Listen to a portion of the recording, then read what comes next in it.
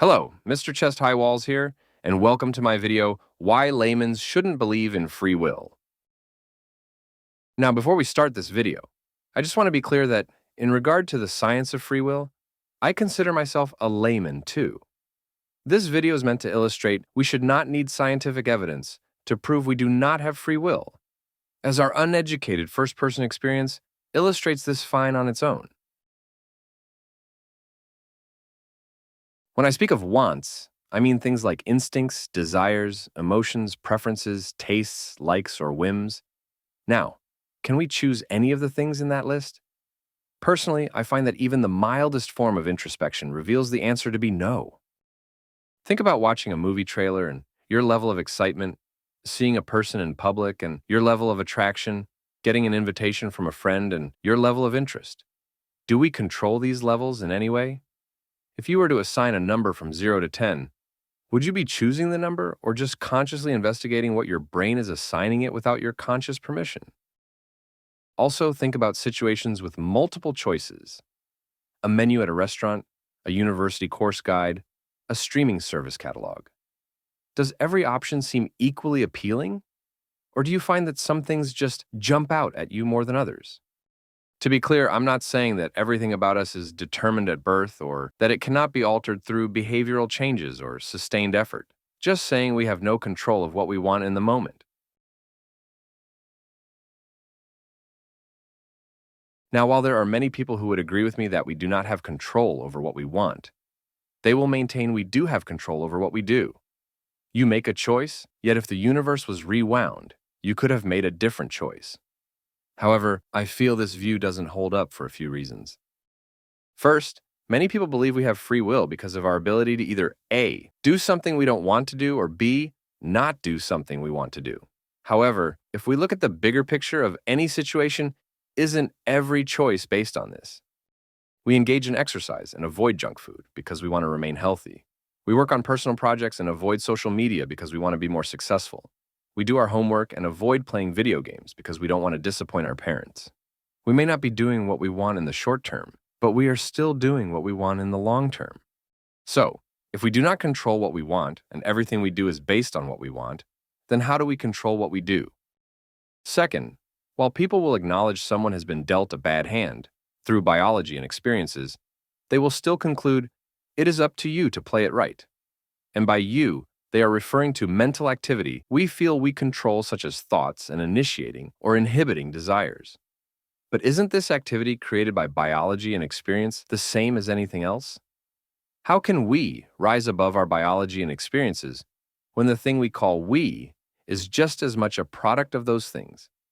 As Sam Harris points out in Free Will, you did not pick your parents or the time and place of your birth. You didn't choose your gender or most of your life experiences. You had no control whatsoever over your genome or the development of your brain.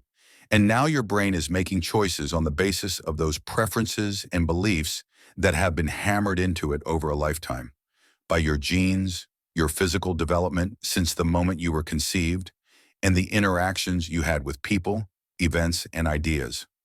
Where is the freedom in this? third, let's say an employee who has just started a diet visits the workplace cafeteria for lunch each day of the week. He is presented with two choices, healthy and unhealthy. On Monday and Wednesday, he chooses the healthy option, but on Tuesday, chooses the unhealthy option. Many will argue situations such as this, where the same person is presented with the same choice, yet chooses different, is evidence of free will. It means he could have chosen differently each time. However, I don't feel this argument holds up, because even if the situation is identical, the person is not. Not only because of the hundreds of tiny external variables that affect the person, but because each choice slightly alters the person and thus affects each subsequent choice. For example, the choice on Monday is by someone who has just started a diet. The choice on Tuesday is made by someone who has successfully stuck to their diet for a day, and the choice on Wednesday is made by someone who has cheated on their diet. So the choice may be the same, but the person never is. Finally, many people claim we have free will because of the feeling that we have it. Or more specifically, the ability to make decisions by weighing competing desires and considering short versus long-term consequences. But all this proves is that reasoning, evidence, and emotion goes into the decisions we end up making. It has no bearing on whether we could have made a different decision. Another way to look at it is this. Before we make a choice, they all exist as a fantasy of what we might do. After we make one, the remaining choices still exist only as a fantasy of what we might have done. Free will is not making a choice, it's making the other choice. And since we can only ever do one thing at a time, and every other choice exists as a fantasy, how is free will not just a fantasy? We can imagine what we might do or what we might have done, but we can also imagine shooting lasers out of our eyes. One of the most common problems people have with this idea is what happens to morality, good and evil, right and wrong. How can these exist in a universe where people are nothing more than biological puppets? How can we justify punishing criminals when they are simply robots acting on their programming? Surely if free will disappears, morality disappears with it. I find a few problems with this line of thinking. First, this logic, which shows up in many debates, is a kind of infantilization of evil. Say you have person A, the moralist, person B, the abuser, and person C, the victim. You then have behavior X, causing suffering, and behavior Y, criticism, prevention, or punishment of behavior X. What I notice in many discussions is how people will attempt to exonerate person B and behavior X with justifications such as, it's just who they are, they don't know any better, it's human nature, humans have been doing it forever, it's a part of life, they have the right to their opinion, morality is relative. The main problem with it is that while any of those things may be true of behavior X, it equally applies to behavior Y. It's using reasoning that applies to everyone, but only using it for a select group of people. It is the same thing with humans lacking free will. While it may be true that this fact could exonerate those who cause suffering, it can equally exonerate those who criticize, prevent, and punish them. Second, let's make a list called things that cause suffering. On one side, we have things with free will, and on the other side, things that do not.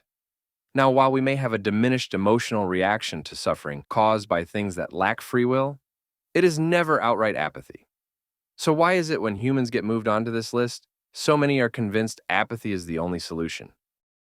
While you could argue that good and evil do not exist in a world without free will, well-being and suffering still do, and should be a reasonable motivation for action. Imprisonment is still pragmatic and rational. It's just the motivation that changes. Punishment and retribution becomes prevention and rehabilitation. Third, in response to the question, if you don't believe you have free will, why would you be good? I would ask an equally valid question. If you believe other people have free will, why would you be good? Consider there are two people who are constructing and programming a robot. Person X believes robots don't have free will. Person Y believes they do. Who is most likely to put in more effort into its hardware and software? The answer is most likely person X, simply because they believe said robot will only have the effort they put into it, while person Y believes it will have the effort, plus the ability to rise above said effort. I think this is why being a bad parent, therapist, teacher, or artist is much easier than being a bad chef, construction worker, mechanic, or animal trainer. Because the former is dealing with the human brain. Something they believe has free will, they always have that crutch to fall back on when things go wrong. I can also personally attest to the fact that I am made a better person by my lack of belief in free will, as believing that people are molded by their environment, and that my behavior makes up said environment, causes me to more carefully consider what my behavior will be. Once again, this has been Mr.ChestHighWalls. Thank you for watching. Also, like, comment, subscribe, Patreon, etc., etc.